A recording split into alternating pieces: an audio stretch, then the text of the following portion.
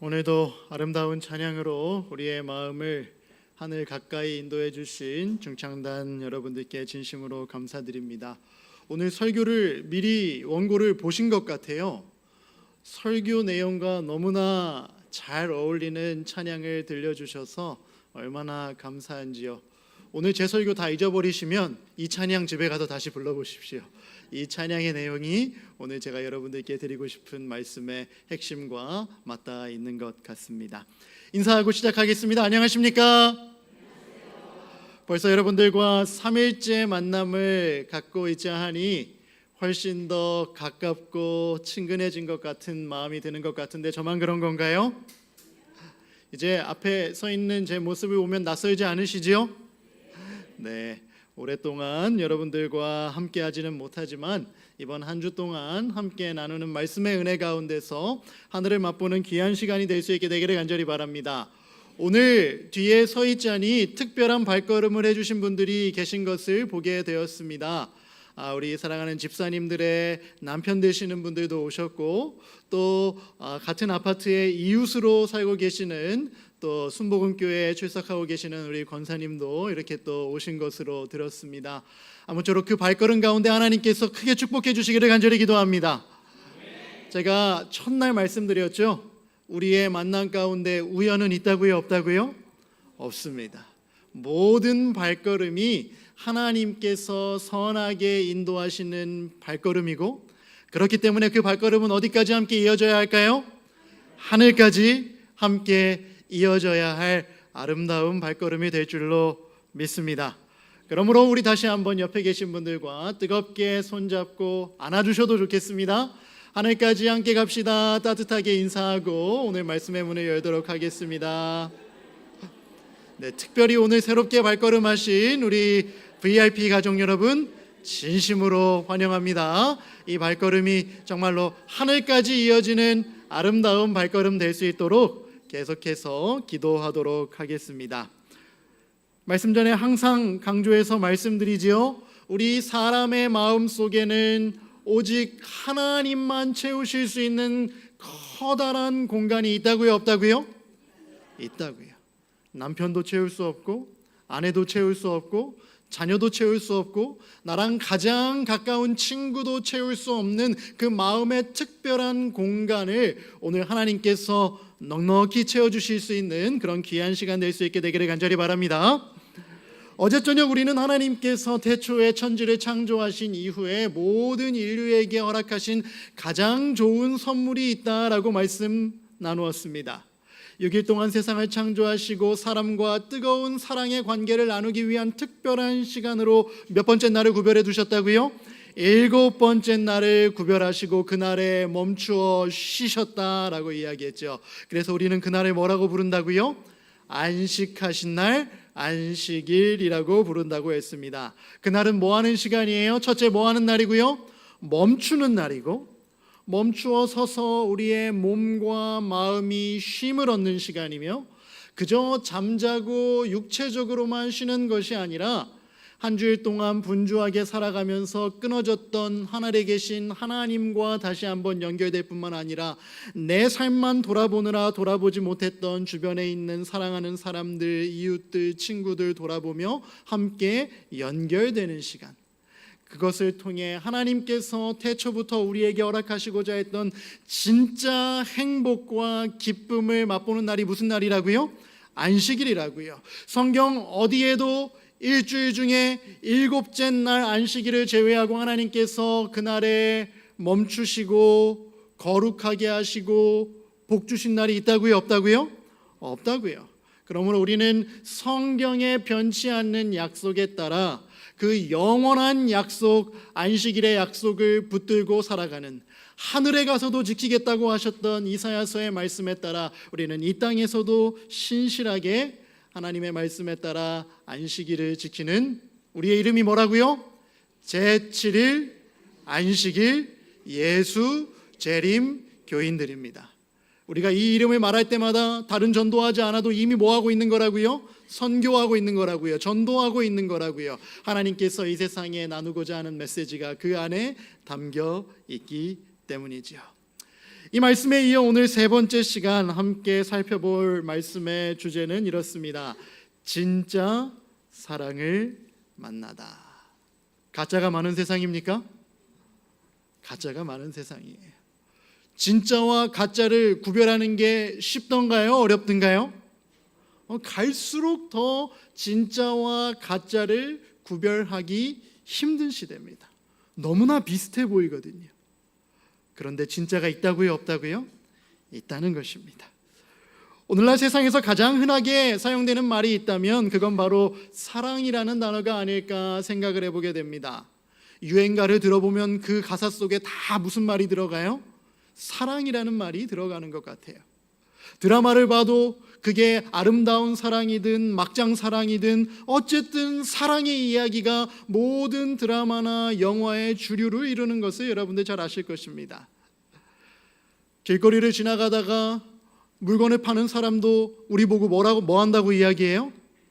사랑합니다 고객님 이야기하죠. 얼마 전에 선거가 있었습니다. 한 표를 달라고 선거운동하던 그 후보자들도 다 뭐라고 이야기해요? 여러분을 제가 뭐 한다고요? 사랑합니다 라고 이야기해요. 수많은 사랑의 이야기들이 있습니다. 그런데 질문을 한번 드려보겠습니다. 여러분, 사랑에도 유통기한이라는 게 있을까요? 있을까요? 없을까요? 유통기한이 무엇입니까? 어느 특정 기간을 지나면 더 이상 소비할 수 없다는 뜻이잖아요. 사랑에도 유통기한이 있을까? 제가 한참 대학교를 다니던 시절에 한 영화의 대사가 많은 사람들에게 큰 반향을 일으켰던 때가 있습니다. 아마 저랑 비슷한 세대이신 분들은 이 영화가 무엇인지 아실지 모르겠지만 봄날은 간다라는 영화였습니다. 이 영화에서 주인공이 질문합니다. 어떻게 사랑이 변하니? 남자와 여자가 만나서 사랑을 나눴어요. 그 사랑이 영원히 이어질 줄 알았습니다. 그런데 어느 날 여인이 찾아와서 우리 이제 그만 헤어지자라고 이야기해요. 남자는 그 사랑이 영원할 줄 알았어요. 더 많이 사랑했던 것 같아요. 그래서 헤어지자는 그 여자에게 뭐라고 질문하냐면 어떻게 사랑이 변하니? 여러분 어떻게 생각하십니까? 사랑은 변합니까? 2012년 2월 19일에 청량리교회에서 제가 김대성 목사님의 주례로 결혼을 했습니다. 올해로 그렇게 결혼한 지 14년째가 됐습니다. 당시에 이 성경에 손을 얹고 뭐 할 때까지 사랑하겠다고 선을 했어요? 우리 다 하는 이야기 있잖아요. 검은 머리가 팥불이 될 때까지 사랑하겠습니다. 물론 성경에 얹고 이야기할 때는 다른 표현을 썼지만 영원히 사랑하겠습니다라고 선언하잖아요. 그때 당시에 제가 집사람에게 했던 사랑의 고백과 지금 제가 집사람을 바라보는 사랑이 변했을까요? 안 변했을까요? 말 잘해야겠죠. 사랑은 변치 않았는데 그 사랑의 표현 방법과 모양은 조금 변한 게 있는 것 같아요. 여러분은 어떠십니까? 제 얘기만 하지 말고 여러분은 좀 어떠십니까? 결혼한 지 20년, 30년 그 이상 되신 우리 성도님들이 이 앞에 앉아 계신 것 같은데 내가 내 남편, 내 아내 처음 만났을 때와 비교해서 내 사랑이 변한 것 같습니까? 아니면 여전히 몇십 년 전 그때와 똑같은 설레임과 뜨거운 마음으로 사랑하는 것 같으십니까? 더 깊어지셨습니까? 아멘입니다. 그런데 어른들 말씀에 의하면 시간이 지나면 사랑이 아니라 뭐 때문에 산대요? 정 때문에 산다고 얘기하시더라고요. 그런 이야기를 들어보면 사랑의 결이 조금 변하는 것이 없지 않아 있기도 한가 보다라는 생각을 가져봅니다. 어느 결혼정보회사에서 미혼 남녀들에게 설문조사를 해봤다고 합니다. 사랑의 유통기한은 얼마나 된다고 생각하십니까? 조금 놀라워요. 남자들은 뭐라고 제일 많이 대답했냐면 1개월에서 3개월 사이에 사랑은 변한대요. 저 1번, 이 파란색으로 된 1번 보이시죠? 여자들은 조금 더 감성적이라 시간이 조금 더 많이 가는 것 같습니다. 주황색으로 노란색으로 보이는 1이 보이시죠? 사랑의 유통기한은 1년에서 2년 정도 되는 것 같습니다 라고 이야기해요. 왜 그렇게 생각하십니까? 질문했더니 첫째, 더 이상 뭐가 느껴지지 않아요? 그 남자를 봐도 그 여자를 봐도 가슴이 콩닥콩닥 뛰지를 않는 거예요. 두 번째, 감정이 항상 처음과 같을 수는 없어서 첫 번째와 두 번째가 일맥상통하는 내용인 것 같습니다. 세 번째, 오래 만나면 뭐가 온다고요? 권태기라는 것이 온대요. 그 뒤에도 다른 답들이 있지만 이걸 보면 많은 젊은 남녀들이 사랑을 뭐라고 생각하는 것 같아요? 사랑이 감정이라고 생각하는 것 같아요. 처음 만났을 때, 소위 눈에 콩깍지가 씌었을 때는 그 사람만 봐도 가슴이 쿵쾅쿵쾅, 손만 살짝 잡아도 찌릿찌릿하고. 그런데 그런 감정이 시간이 지나면 어떻게 된다는 거예요? 사라져 버린다라는 거죠. 그런데 성경에 보면 성경이 이야기하는 사랑의 모습은 그것과는 조금 다른 것 같습니다. 대표적인 사랑장이라고 하는 고린도전서 13장에는 사랑의 모습을 이렇게 묘사합니다. 사랑은 오래 참고, 사랑은 온유하며 시기하지 아니하며, 사랑은 자랑하지 아니하고 교만하지 아니하고 무례히 행치 않고 자기의 유익을 구하지 아니하고 성내지 아니하고 악한 것을 생각하지 아니하고 불의를 기뻐하지 아니하며 진리와 함께 기뻐하고 모든 것을 참으며 모든 것을 믿으며 모든 것을 바라며 모든 것을 견디느니라. 여러분의 사랑이 지금 이런 모습입니까? 모든 것을 참는다. 경험상 쉽지 않아요. 안 좋은 모습, 보기 싫은 모습이 눈에 콩깍지가 벗겨지면 보이기 시작하는데 그것들을 참으면서 끝까지 똑같은 마음으로 사랑하는 거 쉬워요? 어려워요? 쉽지 않습니다. 어려운 일입니다. 8절, 사랑은 언제나 떨어지지 아니하되 예언도 패하고 방언도 그치고 지식도 패하리라. 그런즉 믿음, 소망, 사랑, 이 세 가지는 얼만큼 있다고요? 항상 있을 것인데 그 중에 제일은 사랑이라. 아무리 이 말씀을 봐도 이것은 제 안에 있는 사랑은 아닌 것 같아요. 집사람이랑 말다툼하는 때 있을까요? 있죠. 저를 너무 성자처럼 바라보시면 안 됩니다. 목사도 싸웁니다. 목사도 의견이 안 맞을 때가 있어요. 그러면 토라져서 같이 대화하고 싶지 않을 때도 있어요. 나의 유익을 구하지 않아야 한다고 이야기했는데 집사람이랑 자존심 싸움 했을 때 내가 지면 왠지 손해본 것 같은 때가 있어요. 아무리 봐도 이 사랑의 모습은, 제 안에 있는 사랑의 모습은 아닌 것 같아요. 이 사랑은 누구의 사랑의 모습일까요? 그래서 우리에게 진짜 사랑이 무엇인지를 삶을 통해 가르쳐 주시고자 하는 하나님의 사랑이 아닐까 생각해 봅니다. 우리는 그 사랑을 아가페 사랑이라고 이야기하죠. 조건이나 보답을 바라지 않고 무조건적으로 사랑해 줄 수 있는 성경이 말하는 하나님의 사랑. 영원히 변치 않고 자신의 유익을 굳지 않고 실망이 돼도 끝까지 참아줄 수 있는 사랑.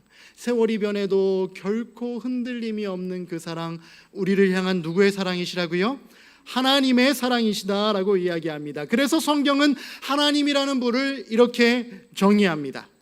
요한일서 4장 8절 간단한 말씀이지요. 같이 한번 읽어보겠습니다. 시작.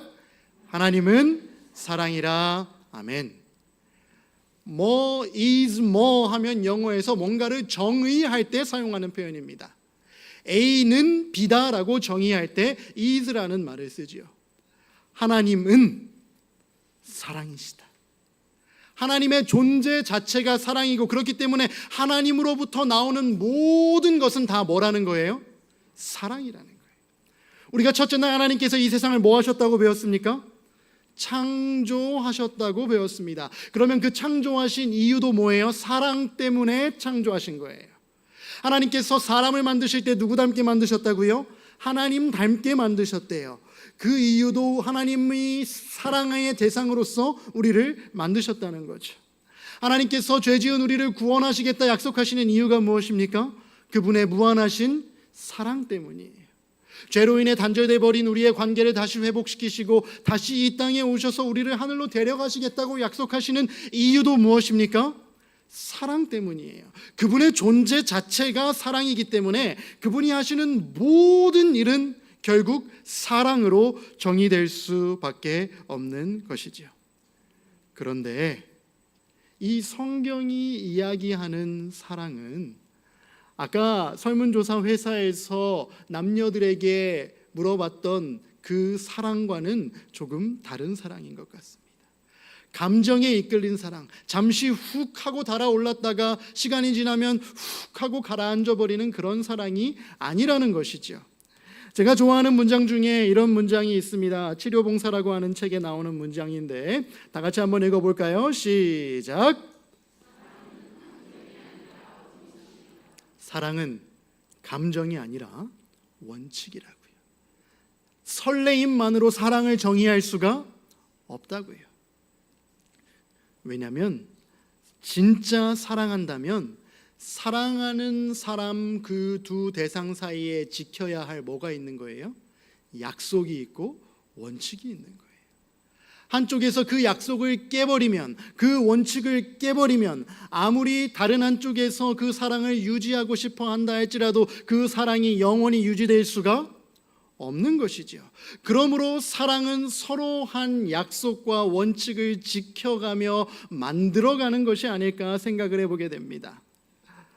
에덴 동산에서 사람을 창조하신 하나님께서 아낌없는 사랑의 대상인 아담과 하와에게 한 가지 부탁을 하셨습니다.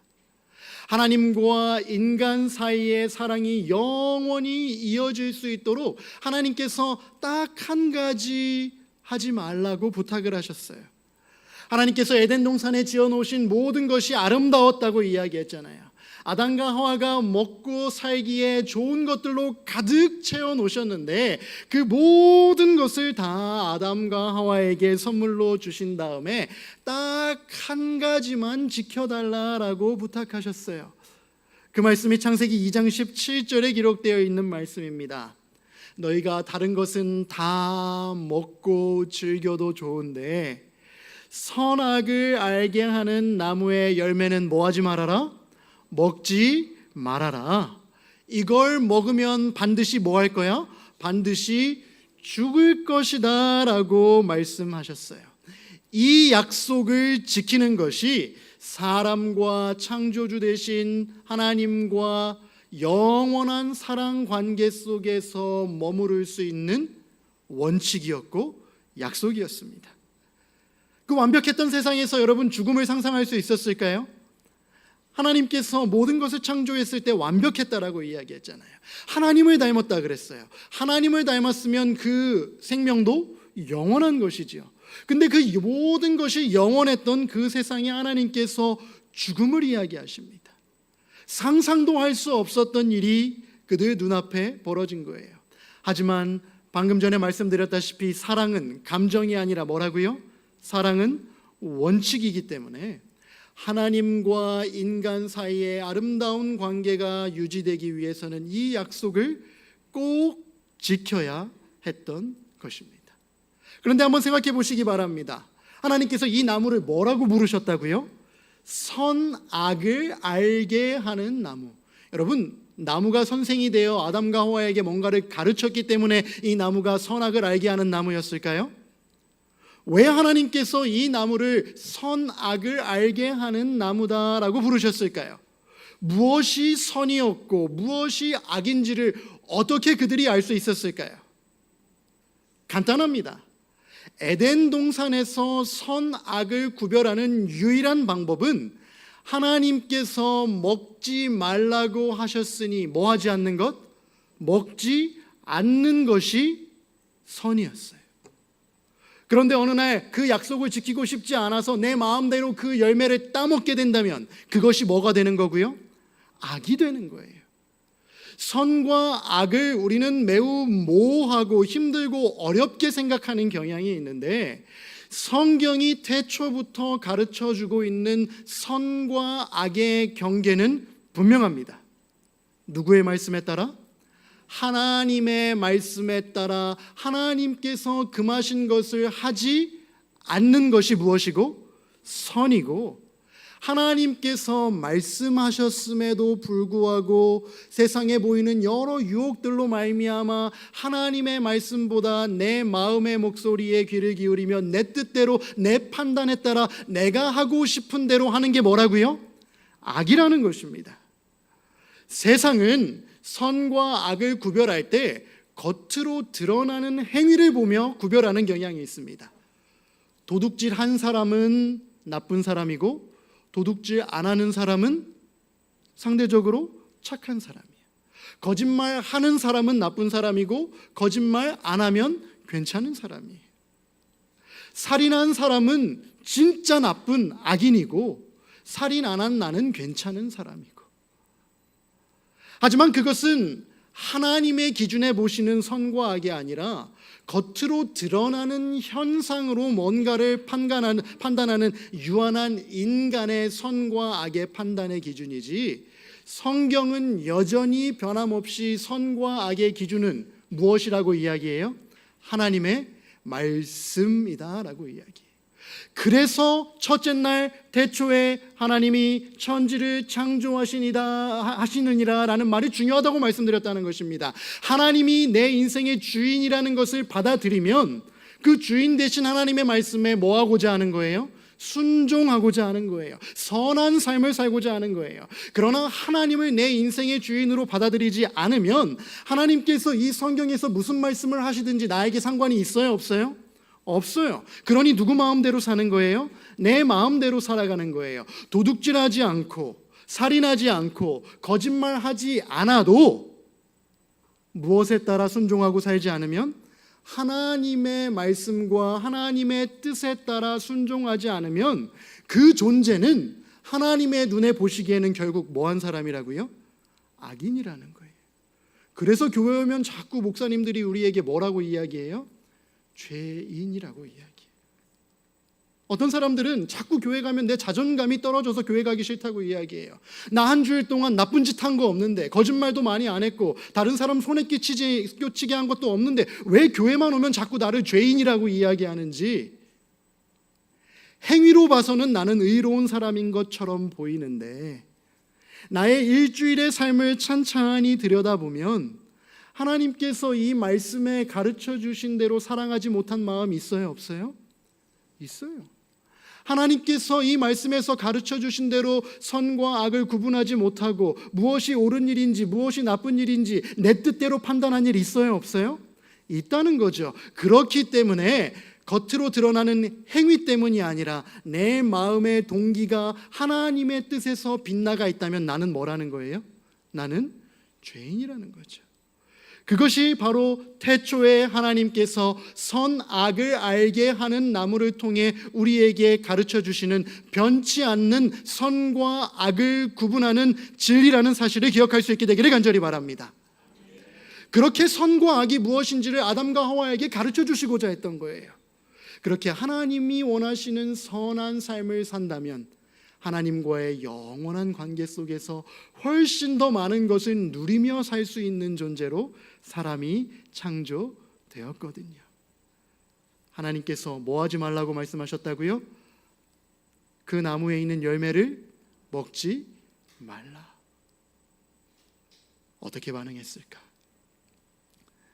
우리는 여기서 다시 한번 등장하는 원수 사탄의 모습을 보게 됩니다. 우리 지난 이틀 동안 배운 원리가 있지요. 하나님이 주신 좋은 것들을 사탄은 항상 뭐 하려고 한다고요? 다른 것으로 대체하려고 한다.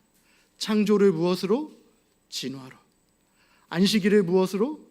주일로.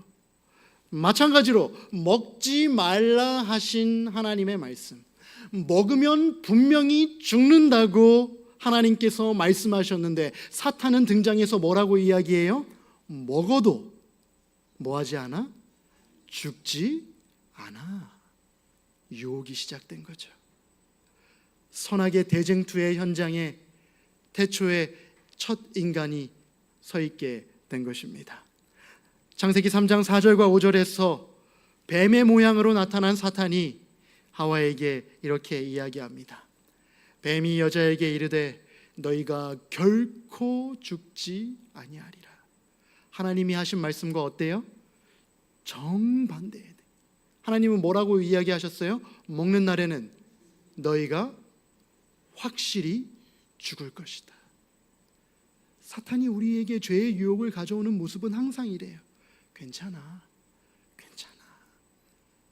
하나님의 말씀을 보면 분명히 아닌데 내 마음 가운데 유혹의 목소리로 들려오는 누군지 모르는 존재, 그러나 사탄이 우리 마음 가운데 들려주는 소리는 그렇게 해도 괜찮아.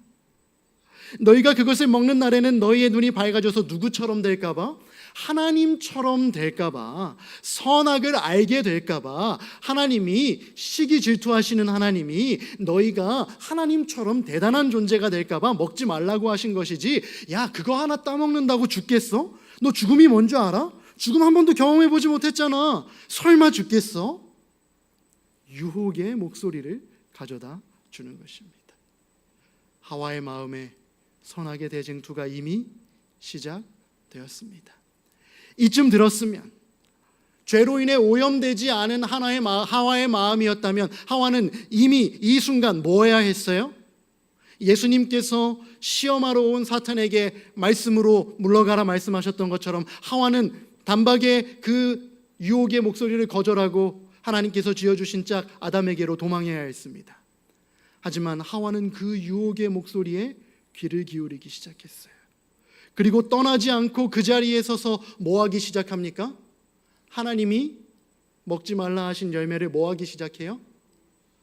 유심히 바라보기 시작해요.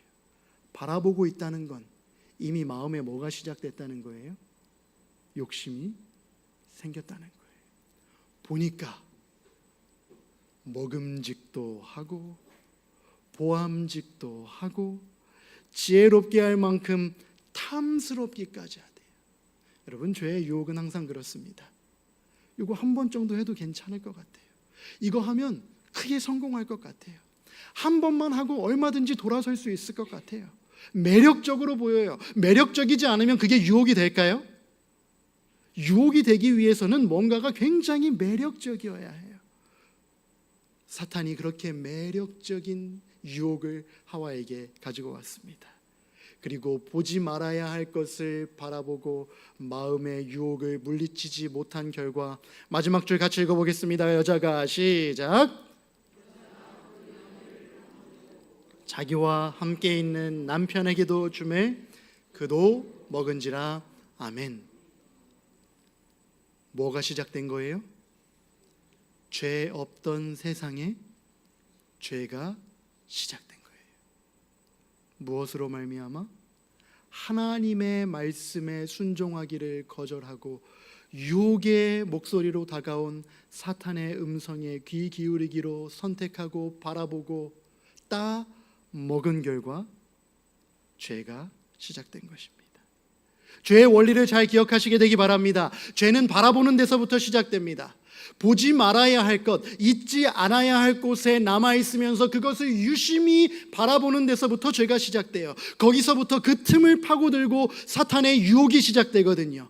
그리고 그 유혹은 결코 우리 스스로의 힘으로 극복해낼 수 있는 유혹이 아닌 경우가 너무나 많습니다. 그 유혹에 넘어가서 우리는 결국 행동하게 되고, 죄는 나 혼자만 짓고 마는 게 아니라 뭐 하는 습성이 있어요? 꼭 다른 사람에게 나누는, 전하는 습성이 있어요.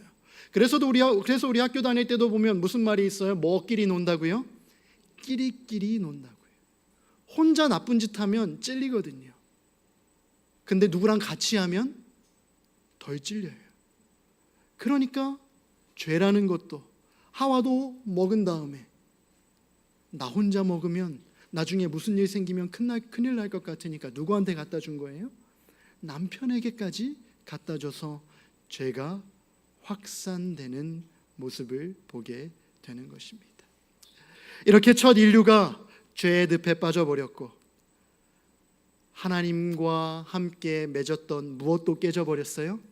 약속도 원칙도 깨어져 버렸습니다. 그렇게 사랑의 원칙이 깨지게 되자 하나님과 인간 사이의 운명적인 만남에도 금이 가기 시작했어요. 하나님과 함께 있던 것이 너무나 행복했는데 죄를 짓고 난 다음에는 하나님을 볼 낯이 없는 거예요. 그래서 그때부터 뭐 하는 게 시작됐을까요? 하나님과 인간 사이에 숨바꼭질이 시작됐죠. 사람은 계속해서 도망가려 하고 그 사람을 하나님께서는 계속해서 찾아오시고, 하나님께서 찾아오셔도 또 숨어버리고 또 숨어버리고 하는 역사가 바로 여기에서부터 시작되지 않았습니까? 지금도 우리가 그렇게 누군가를 교회로 데려오고 싶어도 잘 오려고 하지 않아요. 이런 이유 저런 이유 때문에 갈 수 없다, 오고 싶지 않다 이야기예요. 하나님께서는 계속 초청하지만 원치 않는 거죠. 죄의 결과가 되어 버린 것입니다. 그렇게 죄가 이 땅에 들어오고 나서 이 땅은 더 이상 하나님이 보시기에 아름다운 땅이 아니었어요. 하나님께서 세상을 창조하신 이후에 하나님의 입에서 나온 것은 아름답다, 좋다라는 말밖에 없었는데, 지금 이 순간 지구의 모습이 어떻게 변하게 되었는지 잠시 한번 살펴보시기 바랍니다. 하나님께서 죄 지은 모든 존재들에게 형벌을 선언하십니다. 뱀이 유혹했기 때문에 뱀에게 먼저 형벌을 주시죠. 내가 앞으로는, 지금까지는 가장 아름다운 동물이었는데 이제 배로 땅을 기어다니게 될 것이다 라고 말씀하세요. 그리고 창세기 3장 15절에 원복음에 대한 이야기도 하시지만 그건 나중에 살펴보도록 하고, 그 다음으로 속아 넘어간 여자에게 하나님께서 말씀하십니다. 내가 내게 뭐하는 고통을 주겠다고요? 임신하는 고통을 주겠대요. 고통이라는 말이 이제 등장하기 시작합니다. 고통 없는 세상에 고통이 시작했죠. 하나님께서 여자를 창조하실 때 남자의 갈빗대를 사용하셨다 그랬어요. 정중앙에 있는 갈빗대를 사용하셔서 돕는 배필로 여자를 남자 곁에 두셨지만, 평등한 위치에 주셨지만, 이제 이렇게 죄가 들어오고 나서는 남편이 누구를? 너를 다스리게 될 것이다. 힘의 불균형이 생기게 된 것이지요. 그리고 그 아내의 유혹에 넘어간 아담에게도 하나님께서 형벌을 말씀하십니다. 아담에게 이르시되 내가 내 아내의 말을 듣고 먹지 말라 한 나무의 열매를 먹었은즉 너로 말미암아 땅도 저주를 받을 것이고, 모든 것이 아름다웠던 식물 가운데 이제 가시덤불과 엉겅퀴가 만들어집니다. 그리고 그동안은 일이라는 것이 행복하고 즐거운 일이었는데 이제는 일이 고통이 되어버렸어요. 얼굴에 땀을 흘려야 먹을 것을 먹으리니. 우리 이곳에서 지금 직장 생활하시고 가족을 먹여 살리기 위해 일하시는 가장 여러분, 바깥에서 일하는 것이 쉽습니까? 어렵습니까? 남의 돈 버는 게 쉬워요? 어려워요? 결코 쉽지 않습니다. 목회를 하는데 목회도 때로는 힘들게 느껴져요. 사람이 일하는 것이 고통이 되어버린 것이죠.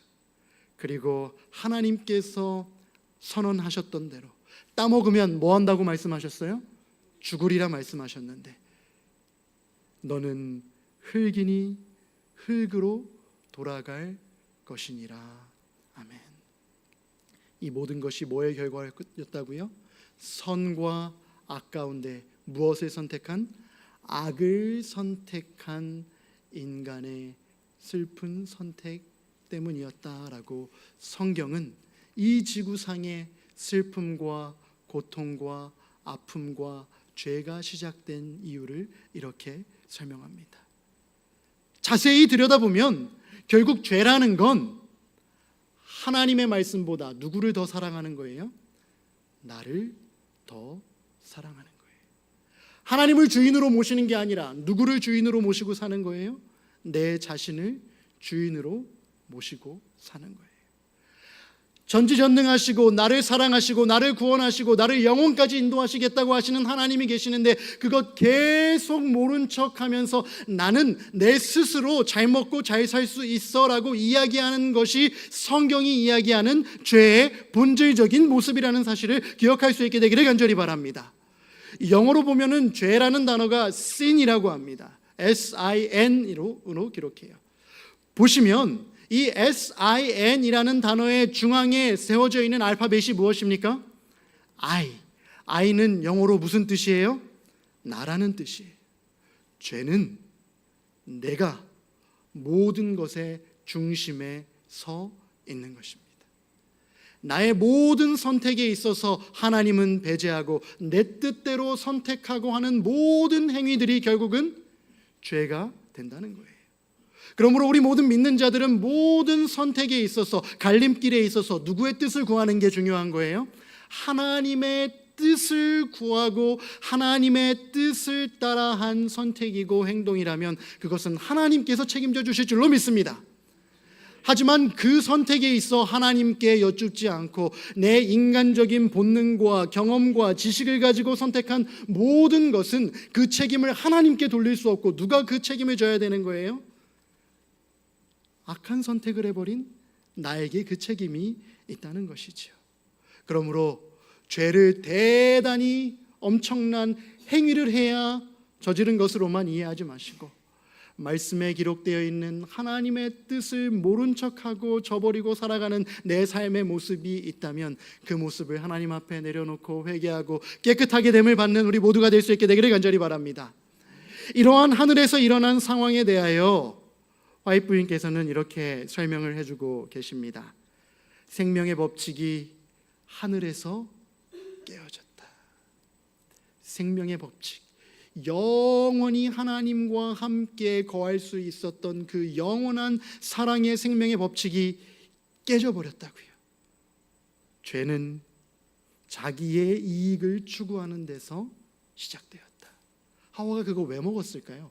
아까 이야기했죠. 보니까 먹음직도 했고 보암직도 했고 탐스러워서 지혜롭게 할 것 같았대요. 누구한테 유익이 되는 거예요?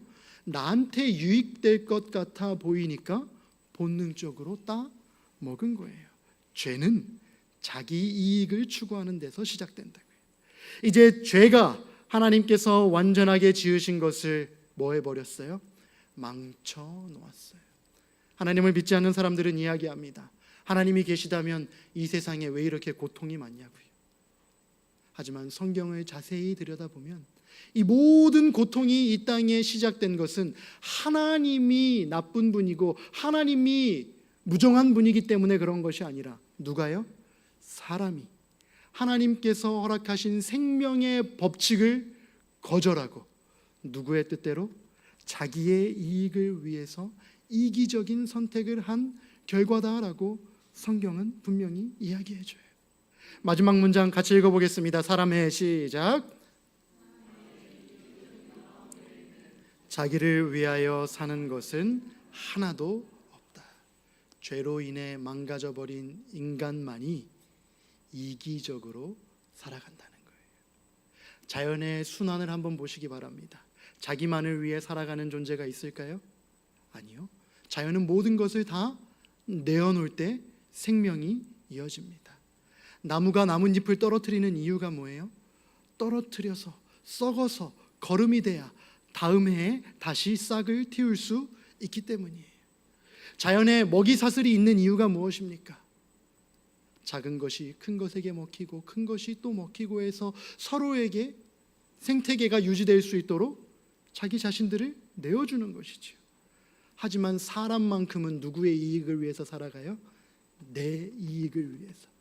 어떻게 해서든지 내 자식, 내 남편이 더 잘 돼야 되고, 교회를 운영하면서도 그런 마음이 들 때가 있어요. 우리 교회가 옆에 있는 교회보다 더 뭐 했으면 좋겠고 더 잘 나갔으면 좋겠고. 사람은 그런 존재예요. 하지만 하나님께서 태초에 우리를 처음 창조하셨을 때 우리는 그런 존재들이 아니었음을 기억하시기 바랍니다. 이 문제를 해결하는 것이 종교가 가지고 있는 가장 큰 숙제입니다. 이 죄의 문제를 해결하지 않고서는 그 어떤 종교도 참된 종교다라고 이야기할 수가 없는 거예요. 왜냐하면 죄의 문제가 해결되지 않으면 죽음의 문제가 해결되지 않거든요.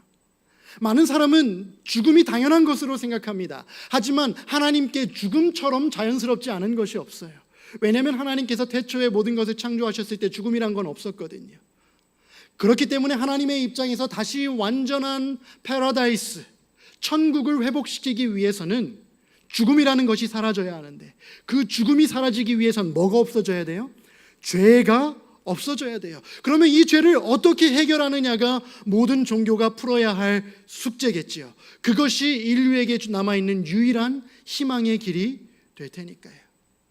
그런데 그 죄의 문제를 해결하기 위한 방책을 성경은 우리에게 이렇게 설명해 주고 있습니다. 에베소서 1장 4절부터 6절에 있는 말씀, 하나님께서는 이 세상이 창조되기 전 그리스도의 사랑 안에서 우리를 흠없는 거룩한 백성으로 선택하셨어요. 하나님께서 하나님을 닮은 존재로 우리를 창조하시기 전부터 앞으로 내가 인간을 이 지구상에 창조하게 될 것인데 그들은 누구 거야?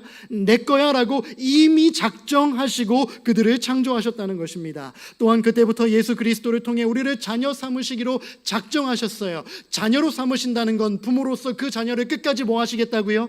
책임지시겠다는 작정을 하시고 사람을 만드셨다는 것입니다. 앞으로 이 인류에게 어떤 일이 생기든지 그 책임은 누가 지겠다고요?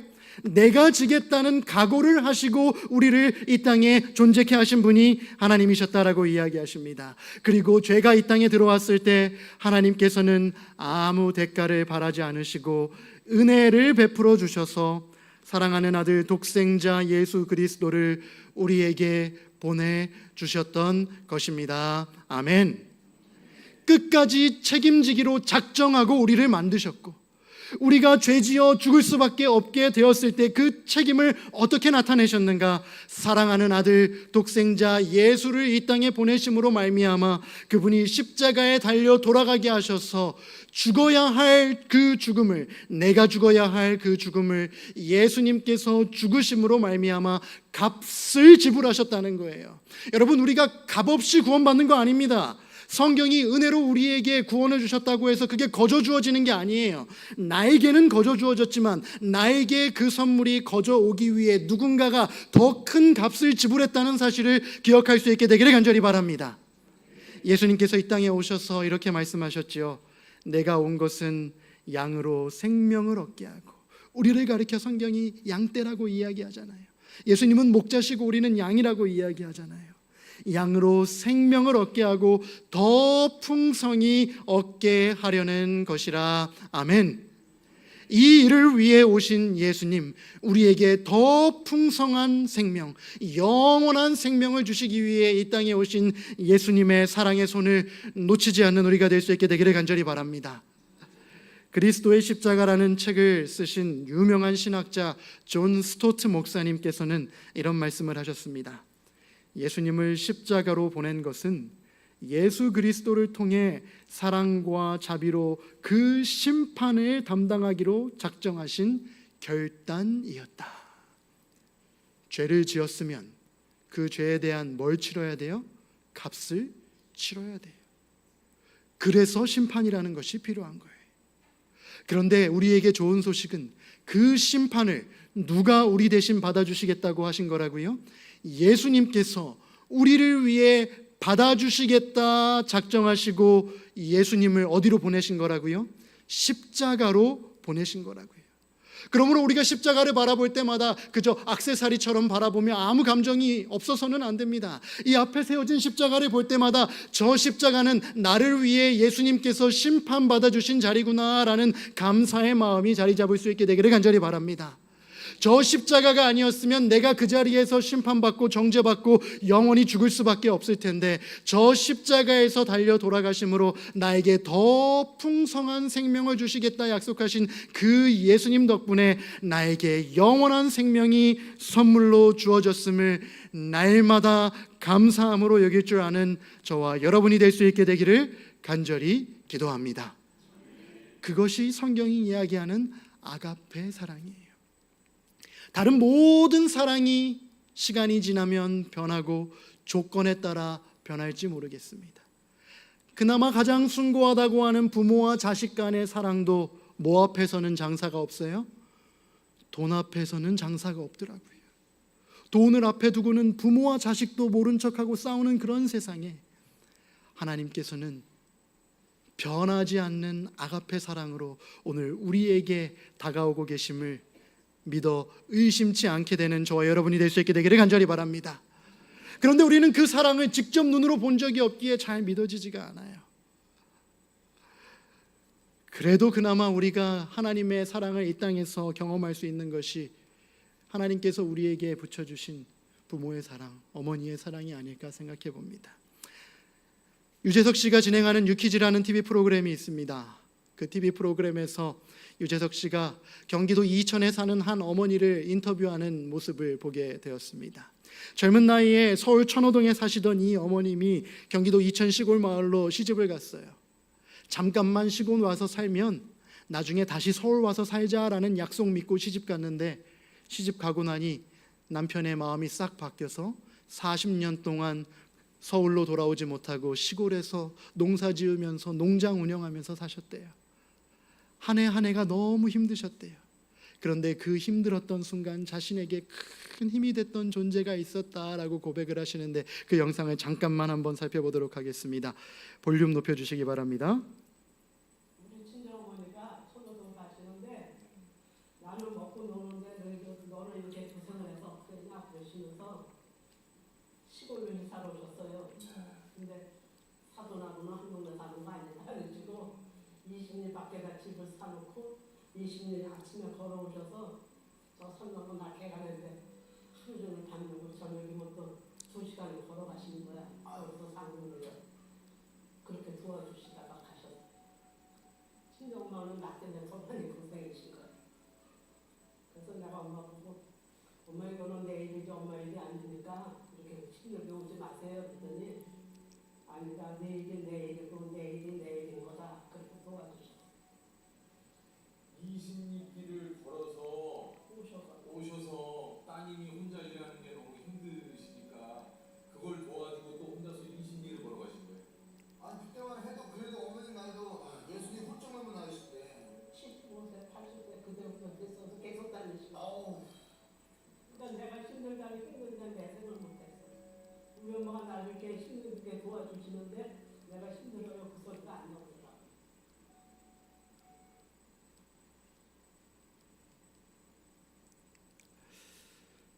언제 가정 보고 싶었어요?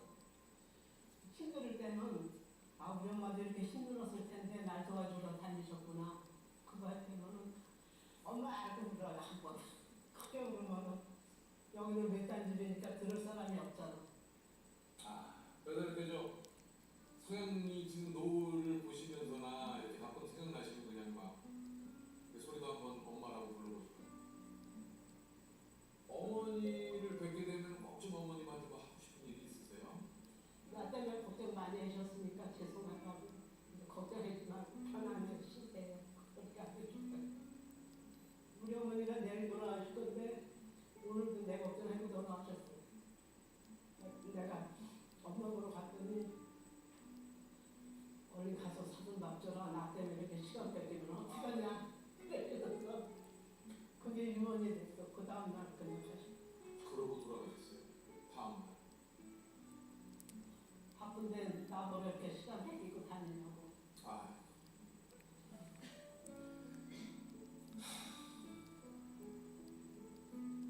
우리 엄마 입장에서는 내 몸이 부서져도 내 딸내가 힘을 떨어줘야지 들어가신 것 같아. 그러니까 연세 많아도 탓되지 않고 그렇게 걸어서 도와주실 수가 있었지. 다른 집 딸들은 엄마를 맛있는 거 해드리고 호강시켜드리는데 나는 같은 딸인데 이렇게 하면 내가 너무 죄스럽다. 얘가 지금 내 나이가 70이 안 됐는데 우리 엄마는 그거보다 더 많은데도 걸어다니셨으니까 그거 생각하면 내가 너무 불효였지. 유대인의 탈무드에는 이런 말이 있습니다. 하나님께서는 각 사람에게 일일이 오실 수 없어서 각 사람마다 어머니를 보내주셨다. 20리길을 매일같이 오가면서 사랑하는 딸을 도와주셨던 그 어머니. 내일이 내일이고 내일이 내일이다. 딸이 고통당하고 힘들어하는 모습을 보면서 어떻게라도 도와주시고자 했던 그 마음이 어디서 온 마음일까요? 이 어머니는 20리길을 지나오셨지만 하늘 보좌에 앉아 계실 수 있었던 우리 예수님께서는 온 우주를 건너 고통 가운데 살아가고 있는 우리를 구원하시기 위해 이 땅에 오셨어요.